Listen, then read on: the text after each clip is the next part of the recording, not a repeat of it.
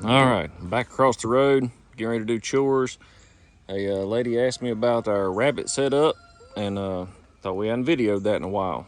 So this here isn't supposed to be here. That was an add-on because we need more cage space. So there we go.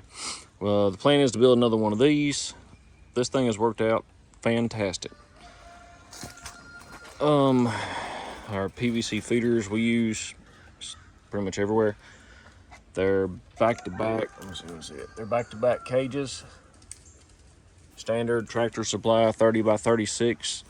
They're 100% hanging, except for there is a brace in the middle, but other than that, they're just attached together, so we don't have the buildup problem quite as bad. That one over there, pretty bad.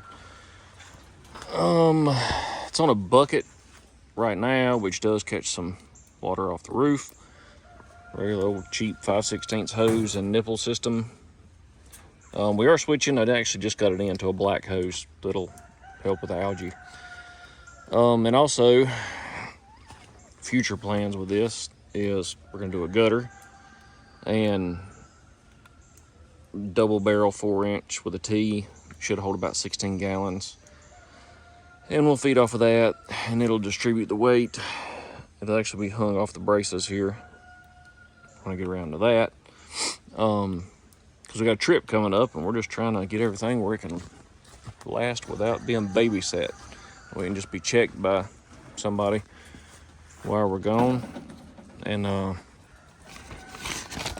I can show you, yeah, got some babies in there. These are mostly part of these are the old rescue rabbits. We still have a few, the ones we didn't weed out, and part of those are bred. And after this, we may get rid of some of them. I don't know. We'll see. Since we brought the chinchillas out, which I don't even think I actually did a video on, we may just kind of consolidate down to a few colored varieties and silver fox and chinchillas.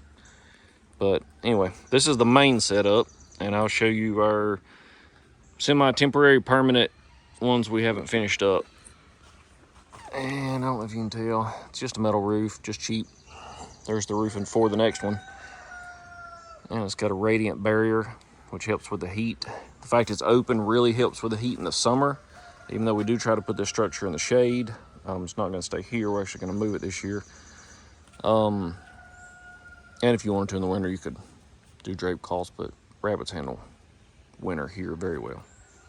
All right, I'm gonna patch this together with the next clip of our other setup. All right, I'm gonna try not to make this too sloppy. Just redid all the tarps and changed the design. They used to be flat roofed. The camera's a little foggy. That's the sight glass that comes off of there. Water level's down to about here. Gonna have to refill it.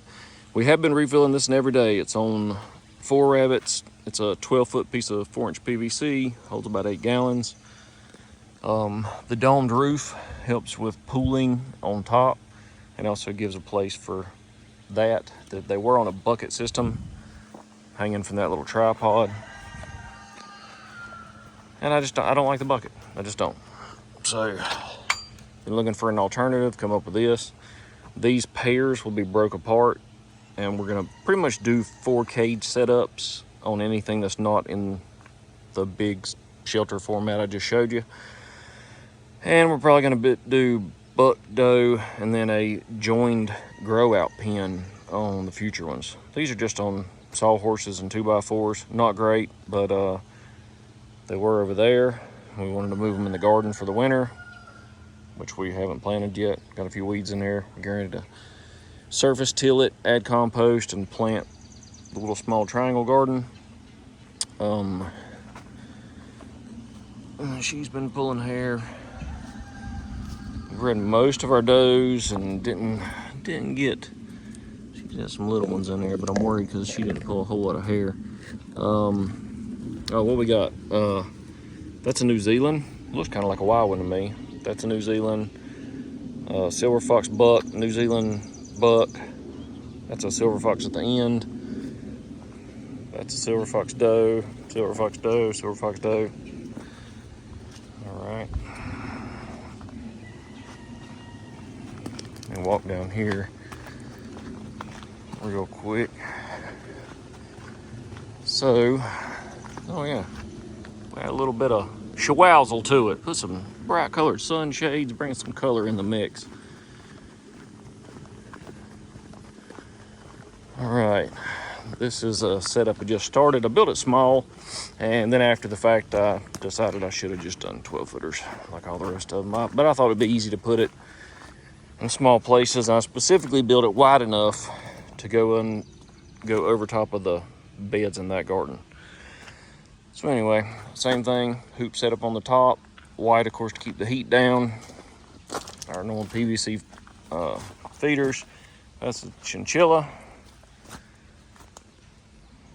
and she has a good litter in there. This is her water setup.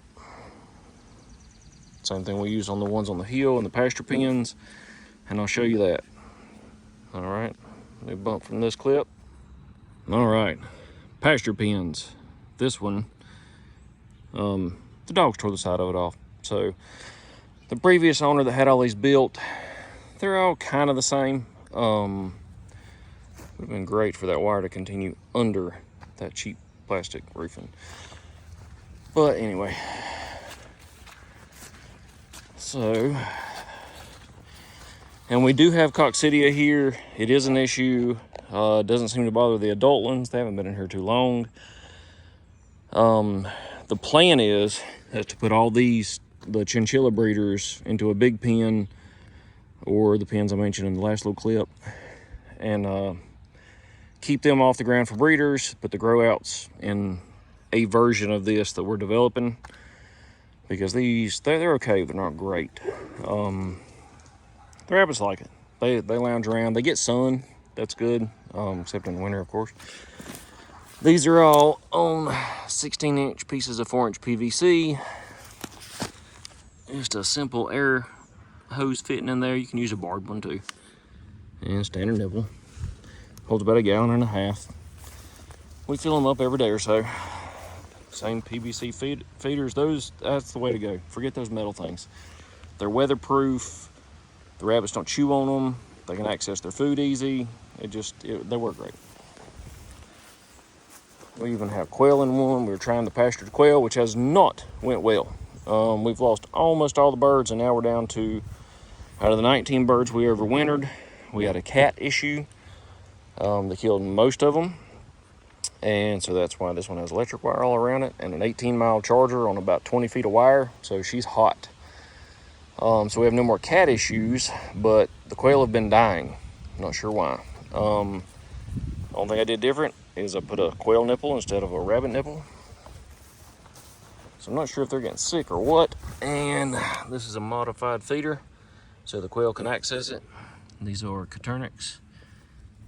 And we currently have, I think, 75 eggs in the incubator. But right now we only have 3 adults. And we really wanted to pasture them. Y'all have seen our battery setup. Not great. I don't really like it. It works really well, but I just don't like it. For the birds, we did the hoop houses. That works okay, but daggone, I wanted them to get out, get some ground contact, some sun. Sun's good for everything, including us. Anyway, so we kind of have them dispersed. There's one up there, one here, all around. Some poultry netting, which is good for certain applications, but that stuff sucks. Whoever come up with that stuff, it's better than Velcro. It sticks to everything. If you try to drag that roll across here, you will catch everything known to man. Stumps, sticks, rocks, everything.